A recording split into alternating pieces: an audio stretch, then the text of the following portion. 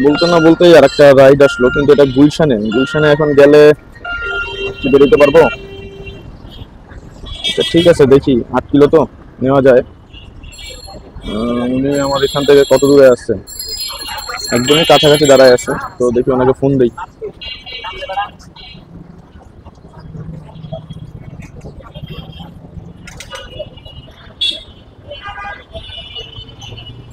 Call দিছে,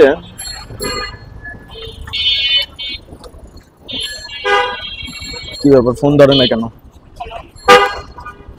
hello আপু, আসসালামু আলাইকুম। আপনি কি লোকেশনে আছেন আপু?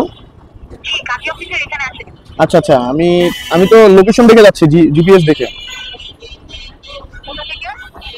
বললাম আমি গুগল গুগল ম্যাপ দেখে দেখে যাচ্ছি আর কি। আমি এই জায়গায় একটু খুব একটা মানে ইয়া তো চিনি না, তো আমি গুগল ম্যাপ দেখে যাচ্ছি, আপনি তো লোকেশনে দাঁড়ান।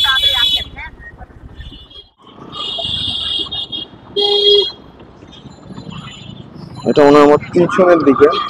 উম,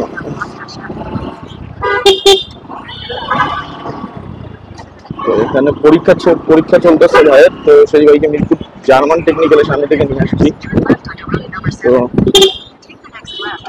বুঝতেছি না কোন দিকে যাচ্ছি না কি করতেছি। মাঝে মাঝে গুগল ম্যাপে এরকম ইয়ে করে ফেলে।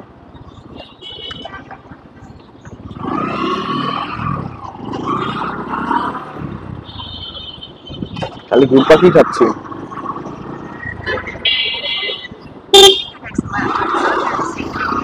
প্রথমের রাস্তাটাই ঠিক ছিল, জিপিএস একটু ভুলভাল দেখাচ্ছিল দেখে আসলে বুঝতে পারি নাই। তো যাই হোক, এখন আবার তাহলে ওখানেই যাচ্ছি।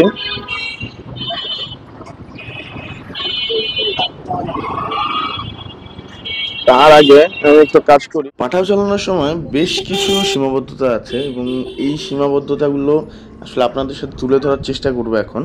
তো তার মধ্যে অন্যতম একটা হলো, এখন কাস্টমারের জন্য যে দাঁড়িয়ে থাকা, বাড়ির নিচে যে দাঁড়িয়ে থাকা, এই জিনিসটা আসলে খুবই প্যারাদায়ক। এবং এই জন্যই আসলে আমি যতজনকে চিনি, আমার আমার চেনা জানা অনেক বাইক রাইডার, মানে যারা বাইক রাইড শেয়ার করে, তারা মূলত এই যে অ্যাপস উবার পাঠাও এইসব চালায় না। এটা না চালানোর পিছনে অন্যতম কারণ হলো প্রায় দীর্ঘক্ষণ বাড়ির নিচে যে বসিয়ে রাখা। হ্যাঁ, নিজেরা কইব যে তাড়াতাড়ি আয়েন, কিন্তু যাওয়ার পর দেখবেন যে তার 10-15 মিনিট কোনো খোঁজ খবর নাই। বাট এই 10-15 মিনিটের মধ্যে আপনি একটা রাইড কমপ্লিট করে ফেলতে পারতেন। তো এই বিষয়গুলো আসলে অনেককে বোঝানো যায় না। যাই হোক, এই সকল গল্পগুলো নিয়ে আমার গল্প সাজানো, পাশে থাকবেন।